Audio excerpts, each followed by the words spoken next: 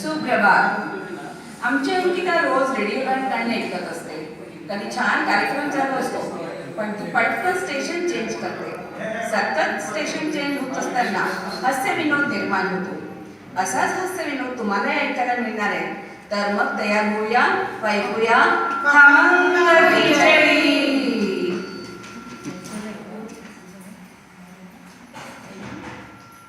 पुणे केंद्रावरून दिल्या जाणाऱ्या मराठी बातम्या. नमस्कार. आवाज आ रही है? नमस्कार. नमस्कार. विविध भारती का ये विज्ञापन प्रसारण सेवा है. अब आपकी सेवा में मैं आरती गुप्ता फिल्मी गीत लेकर आई हूँ. आपकी पसंद के फिल्मी गीत सुनिए. प्रस्तुत है मन चाहे गीत. नमस्कार. हे आकाशवाणीचे मुंबई केंद्र आहे. नमस्कार. हे आकाशवाणीचे मुंबई केंद्र आहे.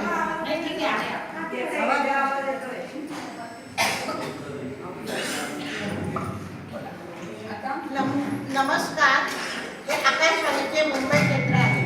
महिला जगत या कार्यक्रमात मी सौ छाया होते आपल्याला पाककृती शिकवित आहे. नमस्कार.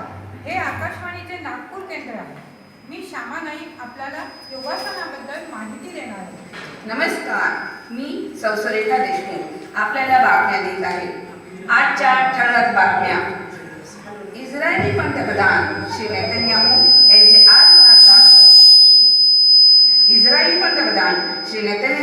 यांचे आज भारतात 6 दिवसाच्या दौऱ्यावर आगमन झाले. पंतप्रधान श्री नरेंद्र मोदी व इतर मंत्री पंतप्रधान नेतन्याहूच्या स्वागतासाठी विमानतळावर उपस्थित होते. श्री नेतन्याहू व श्री मोदी यांची भेट होतात श्री मोदी म्हणाले,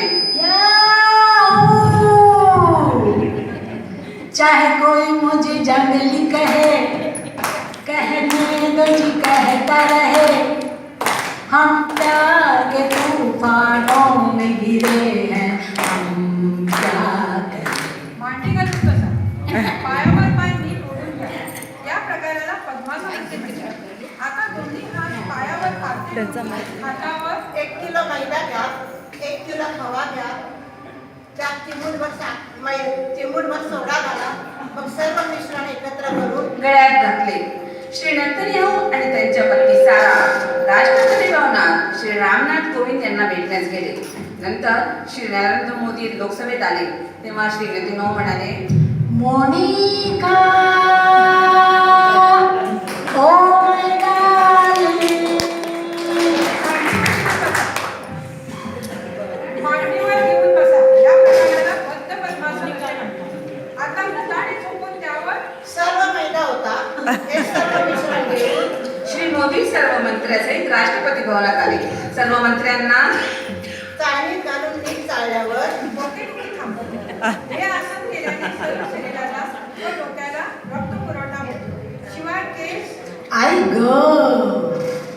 वैतागले मी या केसांना. अगं, प्रकाशच्या आयुर्वेदिक माक्याचं तेल का वापरत नाही? त्यांनी केस गळायला थांबून भरपूर तर वाढतातच. असे श्री मोदी म्हणाले. नंतर राष्ट्रपती श्री व श्रीमती नेतन्याहू यांना खलबत्त्यात घालून चांगले कुटावे व मैदा चांगले गोळून घ्यावे. या स्वागताने भरवलेल्या सारा नेतन्याहू श्री मोदींना म्हणाल्या, 1 2 3 4 5 6 7 8 9 10 11 12 13. असे 25 पर्यंत आकडे मोजा. आता स्वतःवर झोपा व पाठीवर कडकडीत तेल होता. याला दहन असे म्हणतात. त्यामुळे पदार्थ खुसखुशीत होतो. हे सर्व मिश्रण एका परातीत घालून त्याचा मोठा गोळा तयार करावा आणि तो श्री नेतन्याहू यांना भेट म्हणून देण्यात आला. ताजमहलची ही हुबेहूब केलेली प्रतिकृती पाहून श्री नेतन्याहू यांना अतिशय आनंद झाला. आपला आनंद व्यक्त करताना ते म्हणाले, ये दोस्ती हम नहीं तोड़ेंगे, तोड़ेंगे दम मगर तेरा साथ ना छोड़ेंगे. अब सुनिए अगला गीत जिसे लिखा है मुख्यमंत्री श्री देवेंद्र फडणवीस. आपल्या भाषणात ते पुढे म्हणाले, आपल्या देशातील गरिबी नष्ट झालीच पाहिजे, त्यासाठी गरिबांचे बारीक बारीक गोळे तयार करावे आणि ते सर्व गोळे तुपात तळावे.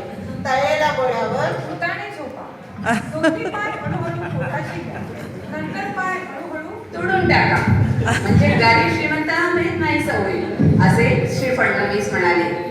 ही भिंत तोडल्याशिवाय श्रीमंतांना गरिबाबद्दल कणव वाटणार नाही. अशी कणव आली तर गरीब म्हणतील, गरीबों की सुनो वो तुम्हारी सुनेगा, गरीबों की सुनो वो तुम्हारी सुनेगा.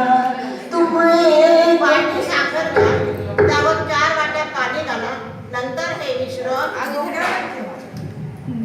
डोक्यावर ठेवा आणि सर्व शरीर हळूहळू उचलून मंद गॅसवर ठेवा, म्हणजे खमंग पाक तयार होईल. या पाकात पोहल्यावर श्री पागदरे यांना प्रथम क्रमांकाचे पारितोषिक जाहीर करण्यात आले. श्री पागदरे यांचा सत्कार करून अध्यक्ष पुढे म्हणाले, एका चतुर नार बड़ी होशियार, एका चतुर नार बड़ी होशियार, मेरे मन के द्वारे घुसत जाता रे रे रे रे रे. मग बसा, हालचाल न करता पडून राहा. असे केल्याने तुमच्या शरीराला खमंग वासी असा वास आला म्हणजे पाक तयार झाला असे समजावे. आणि अशा तऱ्हेने गंगा शुद्धीकरण पद्धत हाती आली आहे. या प्रसंगी एक पत्रकार परिषद बोलवली असता एक पत्रकार म्हणाला, राम तेरी माईक घ्या ना तोंडात.